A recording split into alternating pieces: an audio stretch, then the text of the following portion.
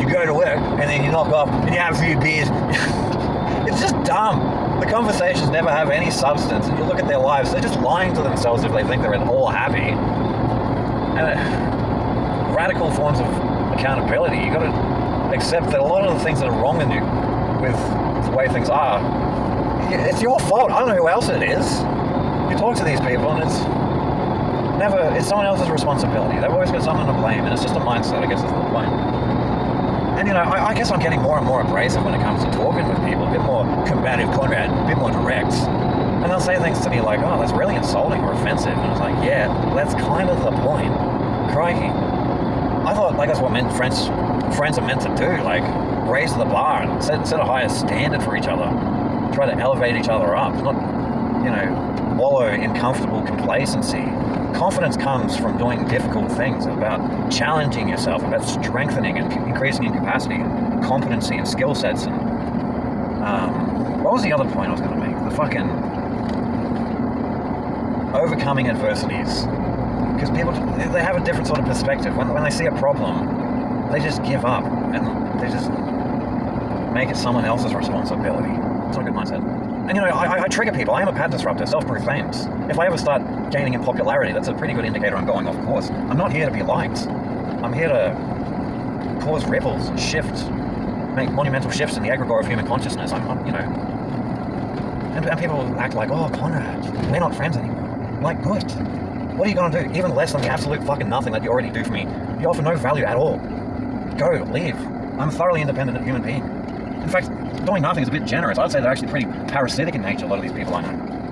What is the rainbow of the point? Oh, that's right. Look, I don't want to hang out. I'm not a wet sock. I'd much rather toil. I got so much productive, meaningful things I want to do. I have to honestly dedicate to mastering my craft. Let's start with a list of things that I want to do, rather than getting drunk. For one, that's detrimental to your health. I want to focus on my fitness. I want to be in optimal physical shape that can help benefit in many meaningful ways. Going for a walk, exercising, working out. Artistic endeavors. I've got a lot of natural gifts and talents which I really want to practice and improve and get better at and create beautiful, wondrous pieces of artwork that inspire greatness and joy and in honor of the virtues of good, true, and beautiful. That holds that sort of resonance. People look at it and it's like an antidote to the ugliness of the world, which can get a bit bleak. That's something I'm really passionate about, art. And books. I've got a stack of books, all with fascinating subject matter, which I can read and absorb all this information, and I can connect dots, and I can relate stories, and some highly intelligent people have condensed this knowledge into written word and articulated it so beautifully as wordsmith of the English language. And I don't do enough reading. I do enjoy. It's all good to just read it, but just skim through it. It just actually makes sense of it, and And jiu-jitsu. I think I want to get into a martial art.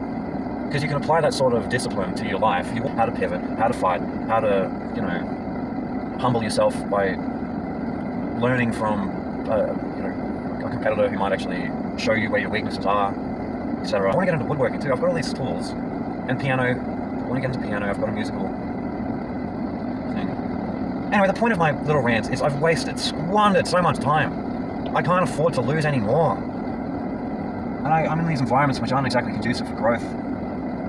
And to be honest, I would much rather do chores and yard work and toil and organise and sort things out and practice better hygiene and just be a bit of a chore whore rather than just sink and piss. It's so easy to do, to fall into bad habits. And I guess this little voice message is more for myself. I just remember how sharp I feel after spending so much time in nature. And I feel like I've gone through a bit of a time warp. I go to work and I have to really bring it... Oh, look at all the candles. Where are you? I don't know, I'm just wordsmithing. I watch these back in speech, oration. There's room for improvement there. My point is, there's just so much I'd rather be doing.